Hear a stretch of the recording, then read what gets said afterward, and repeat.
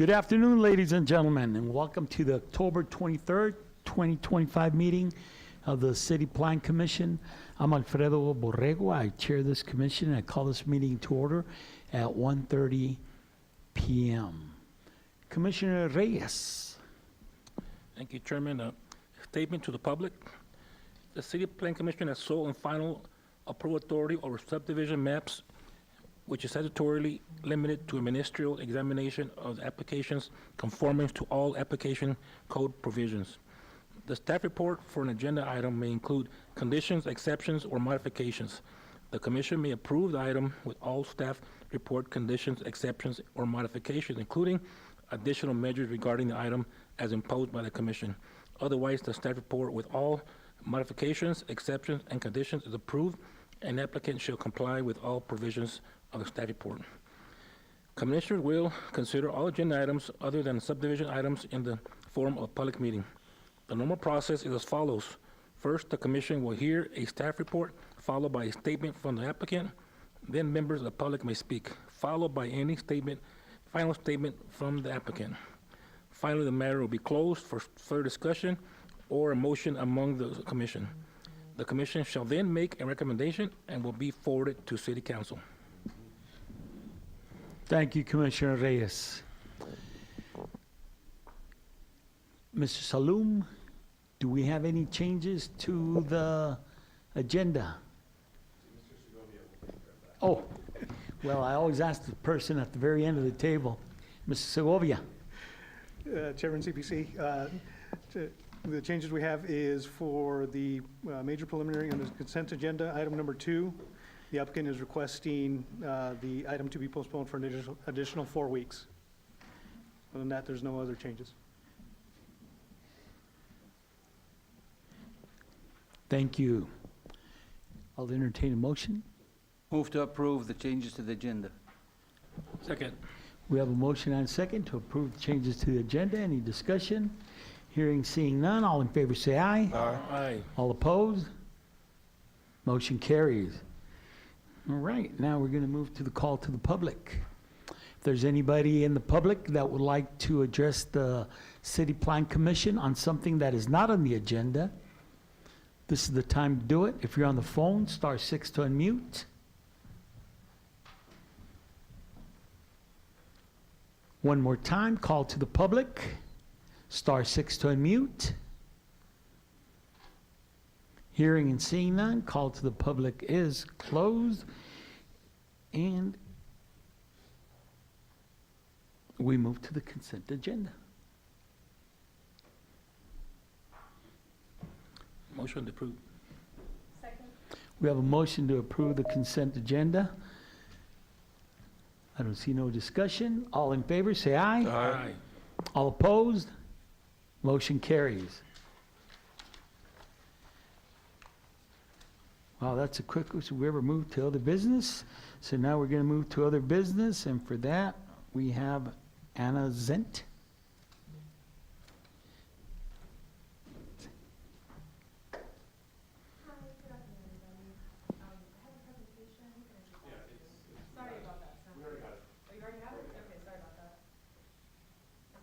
Cool, thank you.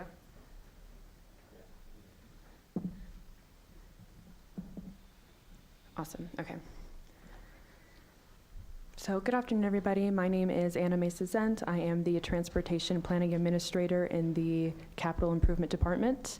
I'm going to be giving a presentation today for 3 amendments to the Major Thoroughfare Plan. If we could go to the next slide. Perfect. So there are 3 requests with this package today. 2 of them are in association with each other. It's 2 deletions and then 1 new collector. All of the requests today are in association with collector streets. I'm going to go through them one by one. So this first one is a deletion of this extension of 9th Street. You can see that in this, represented in this dotted blue line here.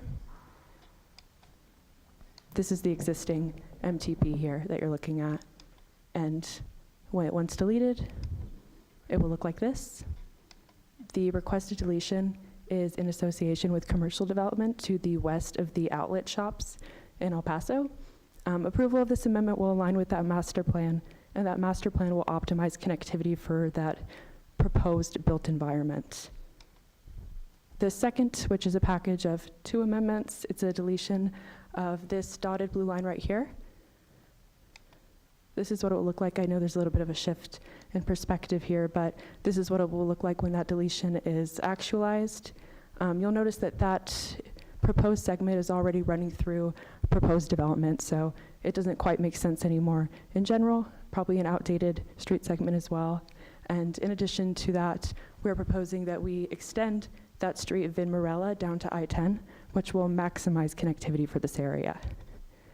This is an association, this is the Montecillo development, if you're not familiar. Vin La Rota, there's a roundabout right here that we're looking at. And approval for this amendment will facilitate the existing development for this area and will maximize the transportation connectivity for Montecillo.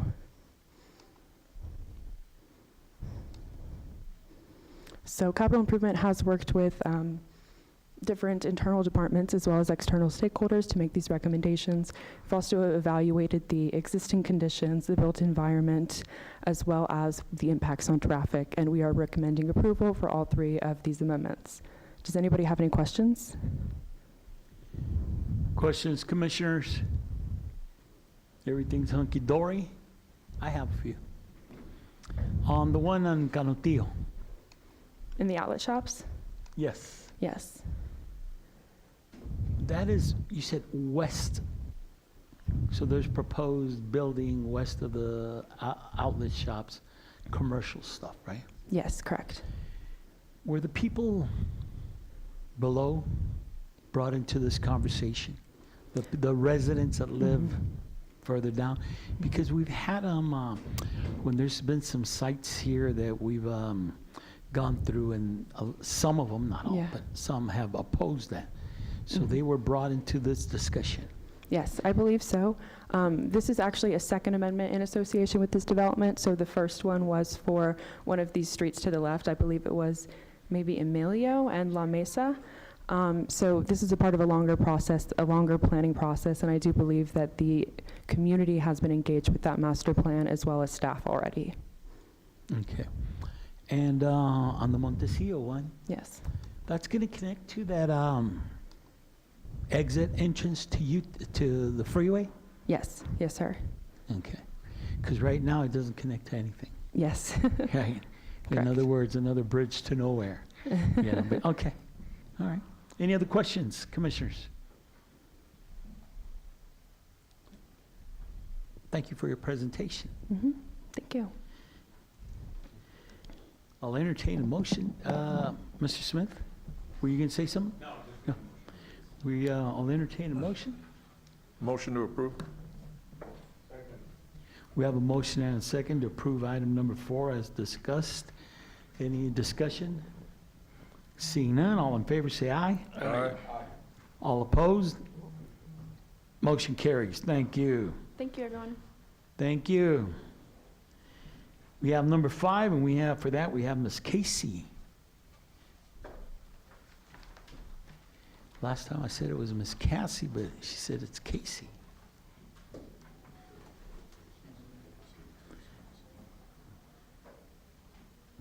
Staff? Mr. Chair, if you don't mind, can we flip the last 2 items? I will message her right now. To Okay. have her come in and present. Okay. Commissioners, you don't have a problem with that? No. Okay. Let's move on to number 6. For that, we have Mr. Chavita. I know he's here.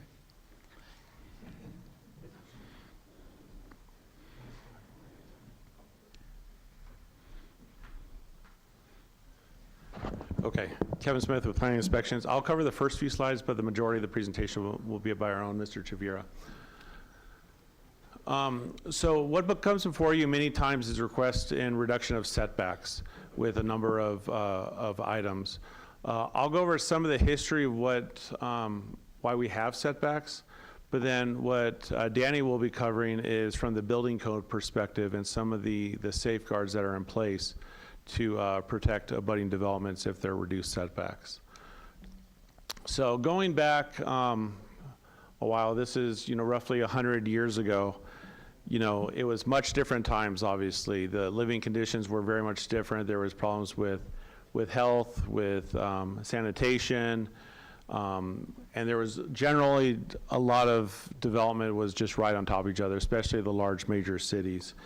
You know, as you can see, a lot of the buildings were close, and you know, for a lot of them too, it's like in this instance, lack of egress points as well. So it really created some difficult situations, and it really caused some problems with a number of cities throughout the years. There's been fires in some of the major cities throughout the world, such as London, such as Paris, Boston, Chicago, that really got devastated because of fire and the proximity of a lot of development close to each other. Over the past number of years, though, I would say the past 100 years or so, we've learned as a civilization how to mitigate some of those efforts.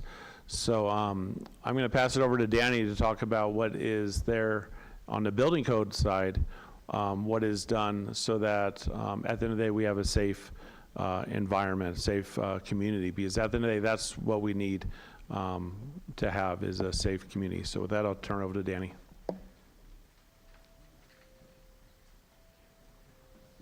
Good afternoon, everybody. I'm Daniel Chavira with Planning and Inspections. And Mr. Smith here gave some examples of why some of the building codes were adopted. Unfortunately, some of these are reactive, and I won't make this meeting more sad, but Mr. Smith already provided some examples. So, again, we know why exterior wall fire protection is needed and required. And the adopted building code uses two criteria to determine how much protection is required. One of those is using type of construction, and the other, like Mr. Smith mentioned, is the location of building, which is regulated by setbacks. And in some cases, through boards like this one, special conditions are granted, and a reduction of setback is provided. So that's gonna affect the way the building is constructed. So first, it's gonna be the type of construction. There's a lot of information on some of these slides, but I'm just gonna briefly describe what each one of them means. Again, this is all code related. The first one, it's types of construction, which goes from type 1 to type 5. With 1 being the most restrictive, using non-combustible material, concrete, steel, metal. 2, well, that's gonna be your type 1 and type 2 construction. And then type 3 is a combination of both, where all your exterior building components use non-combustible material, and your interior components use combustible material. Combustible material typically translates to your standard wood construction. Type 4 is heavy timber construction. We rarely see that here in our community. I don't think I've seen one in the 17 years I've been here. And then we go to the last construction type, which is type 5. Again, that's combustible material, and that's your standard wood. If you want an example of a type 5 construction, it's gonna be your typical residence here in El Paso, your wood frame, wood joists, and so on. So what this does, one of the items it affects is the size of the building. So you have your rating component, your fire rating component, along with your size and your type of construction. So as you can see here on the top end, you have your type 1 construction. Again, non-combustible material. Fire protection is gonna include all your structural load-bearing frame. All of that is gonna have a fire rating protection. So what that's gonna do as a result of this, you're gonna end up with a larger building in area and height, but again, you're gonna have to provide a lot more fire protection. Oh.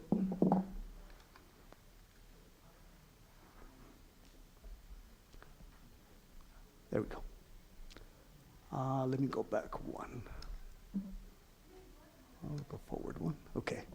And then we go to the bottom side of the spectrum here, again, to type 5 construction, where any type of material is used for the construction, and rarely, very little or none, no fire protection is needed or required. The result of that is gonna be a much smaller building in area and height, but again, with less fire protection, which also translate to less money being used to construct these buildings.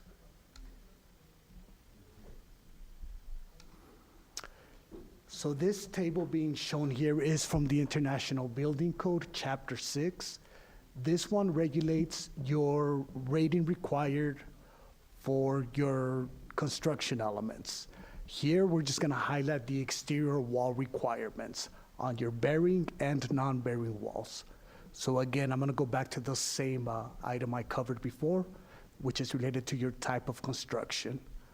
Bearing walls on the exterior, as you can see for type 1 buildings, it's gonna be 3 hours required on your type 1A. And just briefly, your A and B mentioned there on the table are mostly related to the allowable area.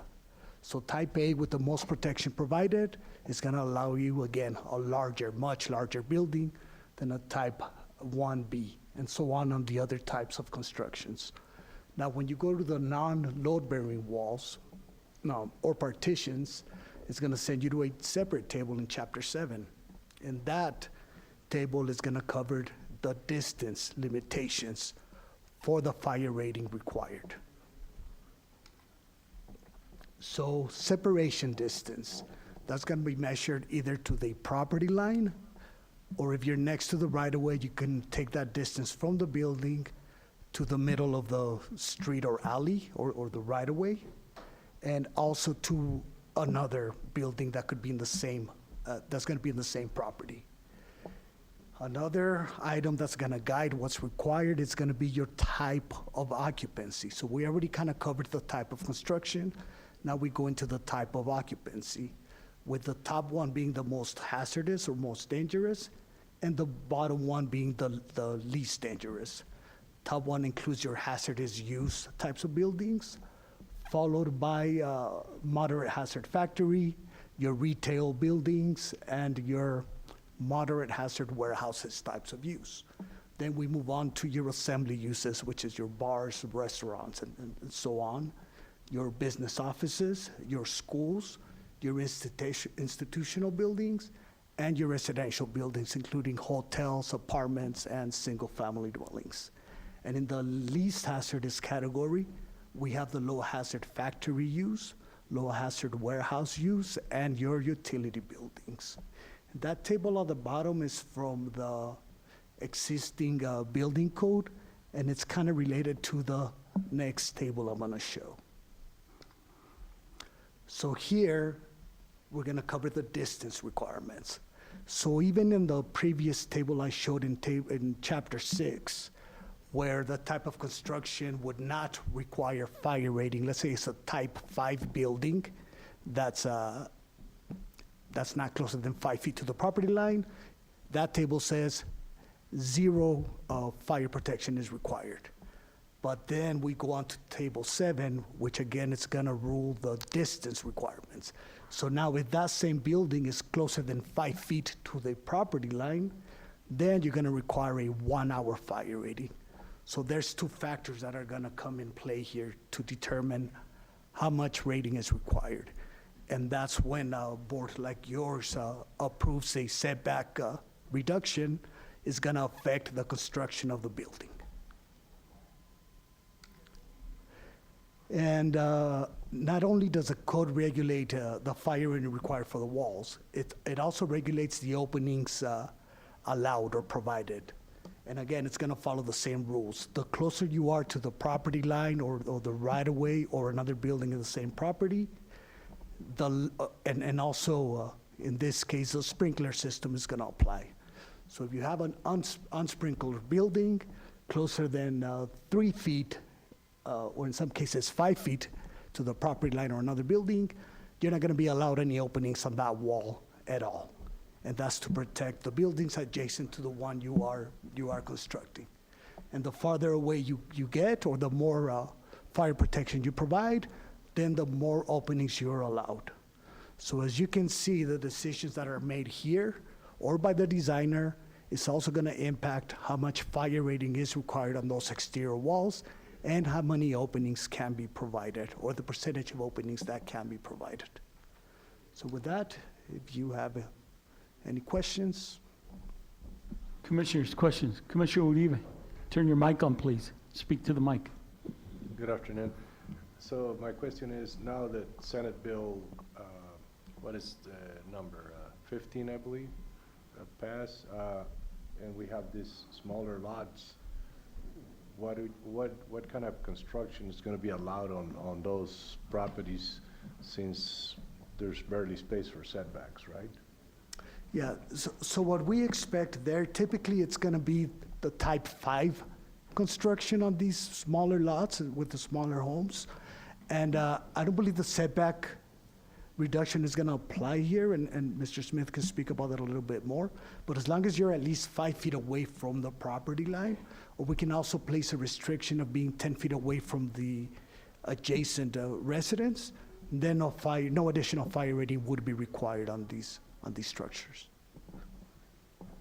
And then if I could just add to that, I'm pulling up the red lines, but from my understanding, there will still be setbacks required on those small lots too. So the minimum, at least 5 feet, that's the smallest, is there's a 5-foot setback from the side. They're larger for the front and rear, so that at least a 5-foot setback will be retained for those ones. Mhm. And I want to add to that real quick that projections are also required to be fire protected. The building community is very used to that because most homes are built to that 5-foot setback requirement. But you have your eaves or overhangs, and they always provide the 1-hour protection on those. Other questions, Commissioners? Commissioner Reyes? No? Commissioner Masood? Mr. Chavira, I know now that the Senate Bill 15 was passed and it allows for much smaller lots, and I know it still says 5-foot setback, but what about when you come in with the concepts of doing still fee simple, but attached with 1-hour wall? We can still do that and still call them separate homes, right?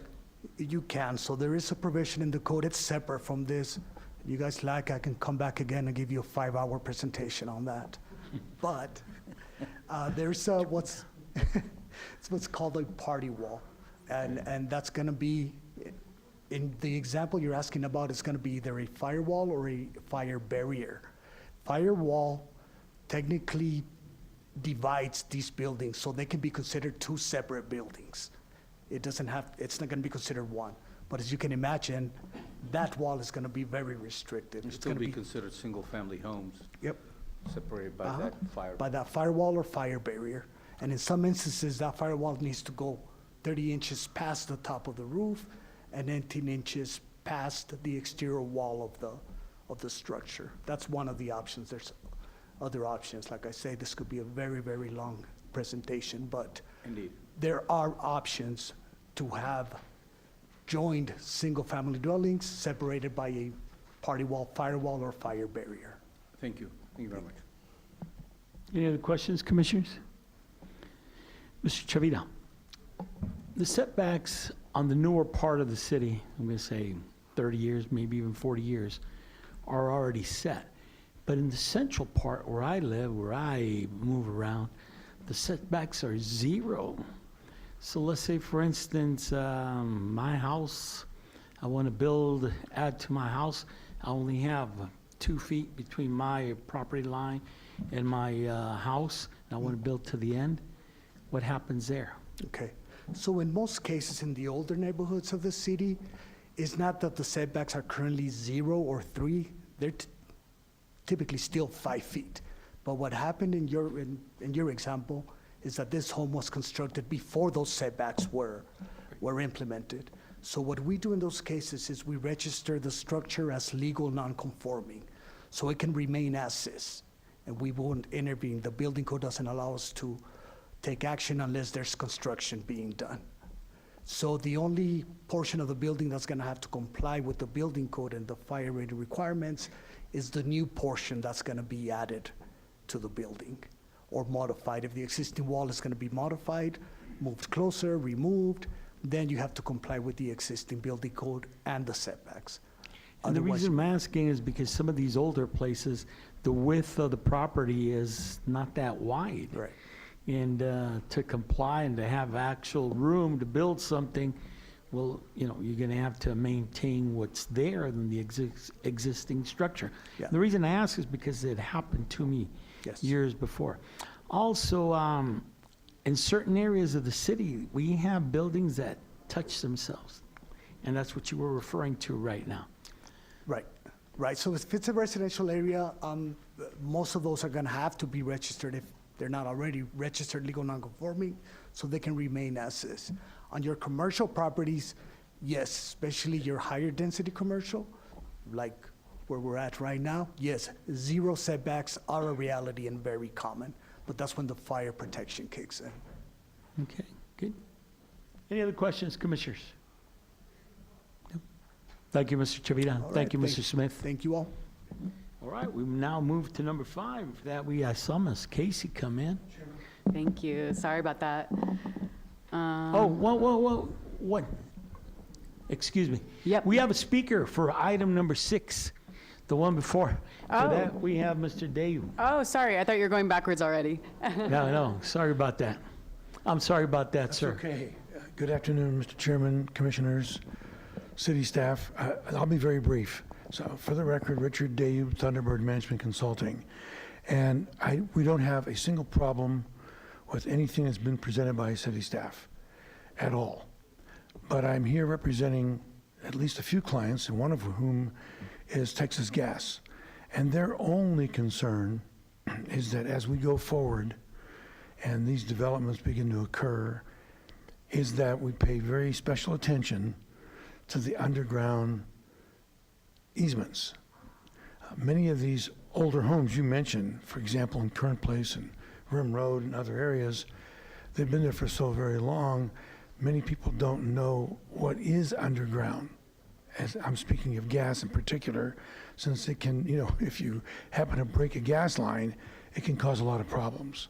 And so all they're concerned about is that there is the necessary due diligence to ensure that whoever's doing the development, whoever's building, is following the code to the letter of the law to avoid any possible safety risks. That's it.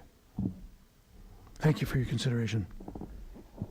Thank you. And Mr. Chavita, we can agree that happens when you get permits for any construction, any building, any demolition, a new commercial, that they make sure that the lines being gas, water, sewer, or even electricity are taken care of, right? Absolutely. Part of the review is checking the location of the building along with the easement restrictions. So right now, no structures are permitted to be done in any easement. Even if that easement is going across a buildable area, which is allowed by right to be built upon inside of the setbacks. But if there's an easement going across there, no structure can be built on top of that without either vacating the building. Well, I'm gonna say that's the only option. You would have to vacate the easement through the utilities that have the rights to use it. Thank you. Mr. Smith? Yeah, if I could just add on, that's one of the reasons why we encourage people and require people to come and get a building permit, because it could be really detrimental to their property and to their pocketbook if they have to, at the end of the day, potentially demolish the structure because of underlying easements, or potentially relocate those lines. So it just needs to be done the proper way. Just come see us, get the proper permits so that it's built appropriately, so that the utility companies can service their property. And in the last 2 years, we've had maybe 3 or 4 that come before us of building on an easement and approved. Okay. Thank you, Mr. Chavita. Thank you. All right. Ms. Casey, you're on again. Sorry about that. Sorry, I was just so excited. Let's see. So I'm Casey Schnell. I'm presenting today on the future land use map, which is part of the comprehensive plan update Envision El Paso. So this is an informational presentation. So as I just mentioned, Envision El Paso is our comprehensive plan update to the 2012 Plan El Paso, and our mission is to really guide fair and sustainable growth and development and land investment to increase opportunity for all El Pasoans. We have 5 overarching themes that are guiding the plan. These were identified through our community engagement efforts last year. They're housing affordability, mobility choice, sustainable living, economic development, and fiscal responsibility. So essentially increasing choice and options around housing and how you get around town through mobility choice, being responsible stewards of our natural environment and resources through sustainable living, increasing opportunity, retaining talent, attracting talent, and ensuring that we are guiding sustainable land development patterns to improve delivery of services and maintain that fiscal responsibility. So our project process so far, we have completed a vision and goals framework and a community priorities framework as part of 2024. In 2025, we are at the phase of the future land use map. We have done engagement, which I'll go through. And we're continuing to do that. We'll present it to a work session on Monday to get more guidance. We have an infrastructure management plan and an economic development and housing strategy, which will be presented at a work session later this year. And all of these elements, essentially all of these reports and plans come together to create our comprehensive plan update in Vision El Paso. So what is a flume? You all are very familiar with it, but when we go out and we present, we want to ensure that people understand what this is. And so we really reinforce that it is guided by a community's vision to how they want their city to grow and develop. And it's the overarching land use policy to help guide what kinds of development we want to see and where we want to see them. It's different than zoning, where zoning is regulating that site-specific, that parcel-specific detail, right? You're just talking about setbacks, densities, heights, things of that nature. So our flume is the overarching policy and the zoning is site-specific.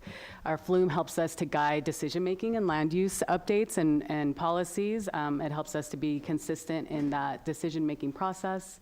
It helps us to inform the zoning updates that should be occurring. It helps us to understand where we should be investing in our infrastructure. And again, we want to ensure that it's guided through the community's vision for growth and development, what kind of city we want to live in as a community. So the city of El Paso is required to follow the Texas Local Government Code. Once you update your comprehensive plan, it then follows the Texas Local Government Code, Chapter 213. Regulates, so these are the types of changes or applications, development applications that you see on a regular basis likely that then trigger that response. And so when we have a change to the land use, such as through a zoning change or a special permit, staff will oftentimes will need to reference the flume to ensure that the land use change is compatible with what we have decided for that future growth and development. Similarly to subdivision and plat reviews, we want to ensure that not only is that land use congruent, but is there strong connectivity? Is it aligning with the criteria that we set forth in their flume? And similarly to annexation requests, around connectivity, land uses, congruency, are we guiding the growth that we, through our community engagement, decided that's what we want to see in that area? So, kind of mentioned already, but why do we need a new plan? We adopted the last comprehensive plan in 2012, Plan El Paso. Essentially, everything was kind of wrapped up at the end of 2011 and then adopted in 2012. And so what we're seeing, or what you may have been seeing now, is more amendments to the flume. And so we think that when you're starting to see more amendments to the flume, then there's might be a bit of a mismatch to the types of development we want to see in that area versus what the flume was priorly guiding. So this is an example in one of our more common situations in the Mission Valley where it was previously designated as agriculture. Some of the adjacent land uses were around industrial, and so there was that guidance to, well, maybe we should amend that flume because we have some land uses nearby that allow for that type of use. So again, it's not a good decision or a bad decision, but it's just to understand how we make those decisions. And the other thing we're seeing is, like, instead of making one-off changes is, it's time to do like a holistic review and understand like how we want our city to grow. And so that's where we're at this point. So we've been working with P&I over the past year and a half to really understand like what works really well with the current flume, where is there room for improvement. And so as a team, and then in conjunction with our community engagement, we've identified some goals that we want to help guide these updates and plans. Some of those are really diversifying our land uses, so we don't, want to encourage single land use. We want to make sure that there is some change, and we know change is hard, but we want to make sure that even the change that we're allowing can be incremental and keeping in tune with character. We want to enhance connection to public open space, increase options of housing to make it more attainable, more affordable, and make sure that there's strong connectivity between neighborhoods. So what we're doing is in our current flume, they're called land use designations, and we're leading with the terminology of a place type. And so really people lean into that sense of place, what makes their neighborhood feel a certain way. And again, it's kind of speaking back to change is sometimes uncomfortable, and so how do we make sure that we guide these changes without completely deteriorating the sense of place for somebody? And so we've created a set of criteria that looks at, overarching characters, so the overarching vision for that neighborhood of how it could grow and develop, street types and connectivity, so again, going back to how we get around, whether that's by bike, or walking, by car, connection to public open space, or even just like our infrastructure, widening of sidewalks and trails and things like that. Our adjacencies and transitions, so we don't want necessarily to encourage a 20-story building next to a 2-story building, but ensure that we're allowing for that gradual gradation of change, ensuring there's compatible land uses in and around those areas, and that the built form, intensity, and siting are congruent with each other, and it's not like one building has a 5-foot setback and the next one has a 30-foot setback, or something like that. So all of it maintaining with this character. We essentially are proposing 11 place types. They can be categorized in these 6 categories. So we have our neighborhoods, where our complete neighborhood is our lowest density place type. We are encouraging 1 to 4 units in those neighborhoods. We have our corridors, so we have our major commercial arterials. And essentially over all of these place types, what we want to do is encourage what's already occurring, but also amplify it, make it so it has a more diverse use of the space that it's already in. So overwhelmingly, we heard that people want to be connected to things to do, have more amenities nearby, and so these are some of the ways we can get there. So centers, again, being your neighborhood centers, urban centers, so neighborhood centers being adjacent to your neighborhoods, having those neighborhoods serving commercial.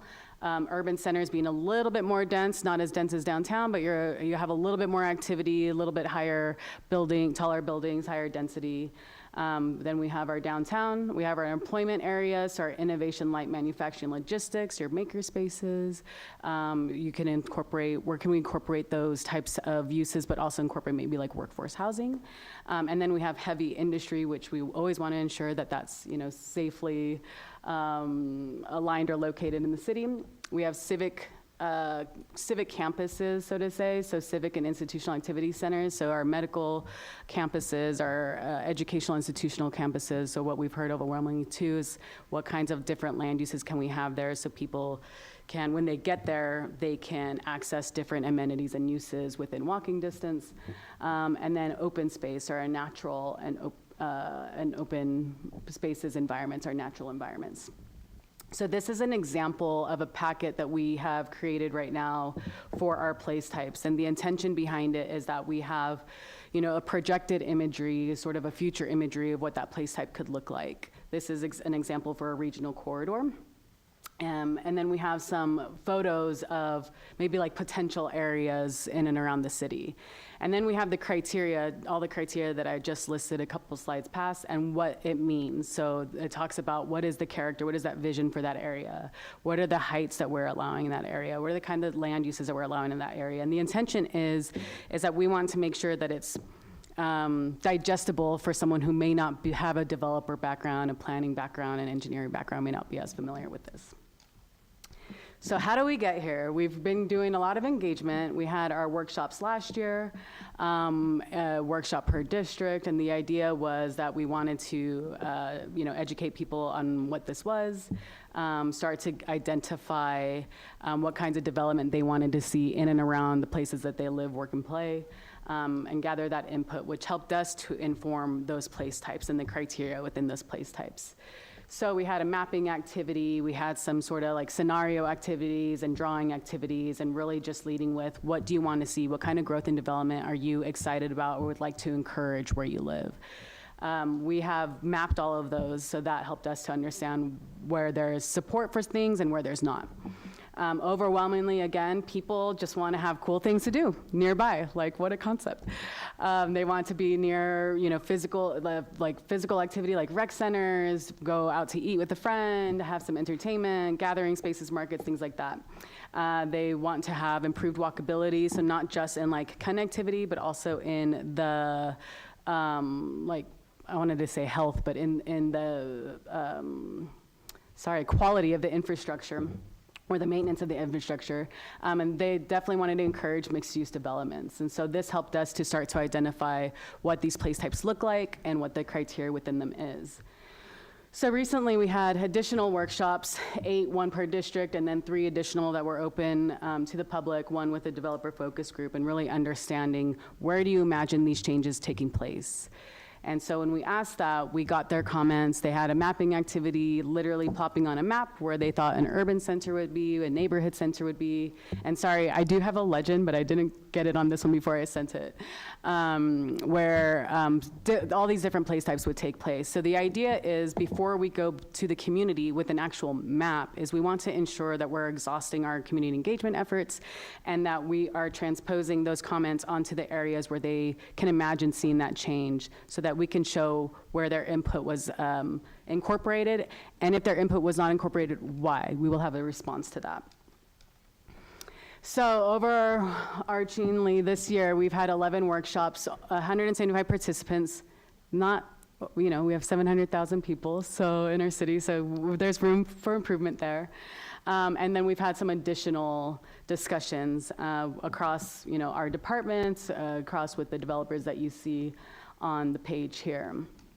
So what we're doing now is we're going to work session on Monday, and we've been having briefings, and the intent there is to really understand, we have 8 council representatives. They have regularly scheduled meetings. Are there opportunities to then couple up with them and really engage their residents, their communities, so they can be a part of this process for informing these updates? And before we come back out to present a draft map. And the real intention there too is that, there's always a lot of support or not support when there's a specific zoning change, but we want to also ensure that their community understands how this is a tool that happens before that zoning change, so how that they could be a part of that process and understand what kind of growth and development is being encouraged around the areas that they feel very connected to, that they would either want to support or not support in the future. So this is essentially, again, just the project process and indicating where we are.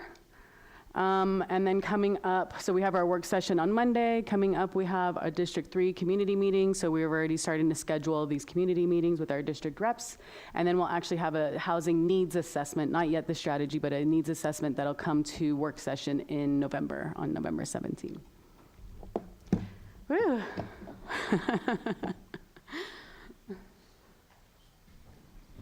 Is that it? That's it. Yeah, That's thank it. you. All right. Good. Did you want more? Commissioners, questions, concerns? No? Everything's hunky-dory again? Oh, my goodness. I have some. Sure. I had a few.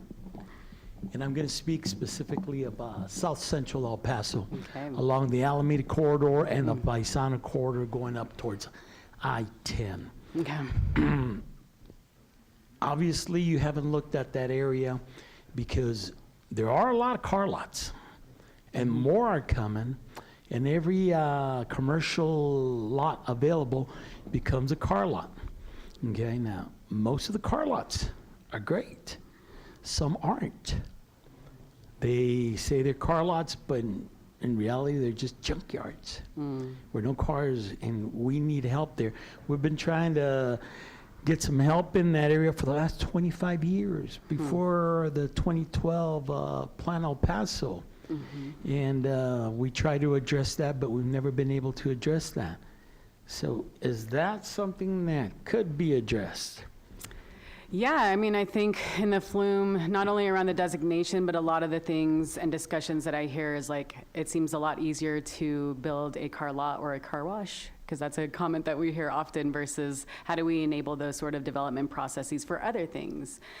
So not only through our flume can we update those designations, but also when we're going through a review of what are our development codes that need to be updated as part of an implementation of that.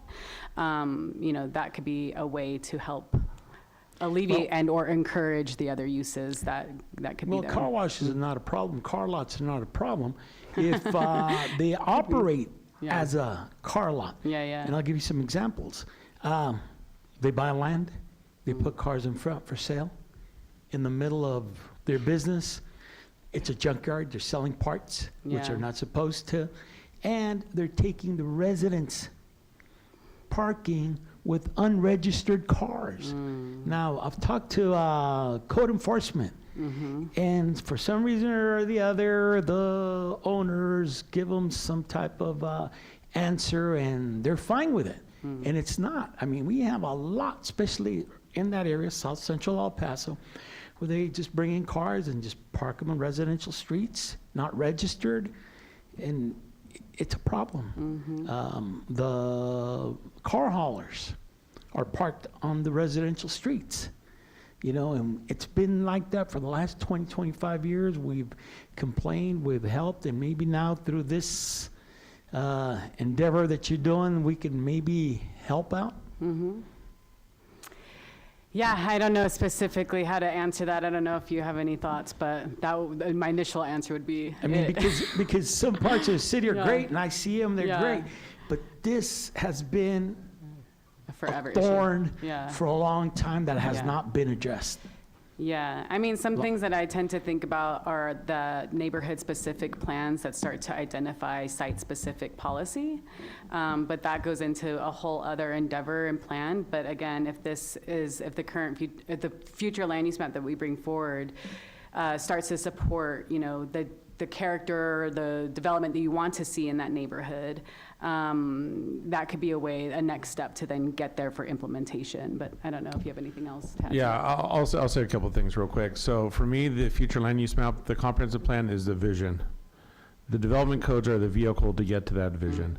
And right now, the development codes are not aligned with the vision. So one thing is that the development codes need to be updated. The zoning code itself is about 20 years old. A lot of advances have come across throughout the development community, except our codes haven't been updated yet. So that is one thing. Second, I think to your point is with code enforcement needs to go out there, hold the folks accountable, and then when it comes before the judges also need to hold the property owners accountable. Because again, I think a lot of it is how we demand what we expect of our community. I would hope that we want to do better. I think El Paso is great. I've told a number of you, El Paso is great, but it could be better. And it's these little instances, each of us on our own individual sphere of influence can really help change that. It's just we need to all be on the same page and make that change. But I think to your point, Mr. Chair, I think code enforcement is the key on a lot of these ones here to make sure they are keeping within their footprint and doing so in an appropriate manner.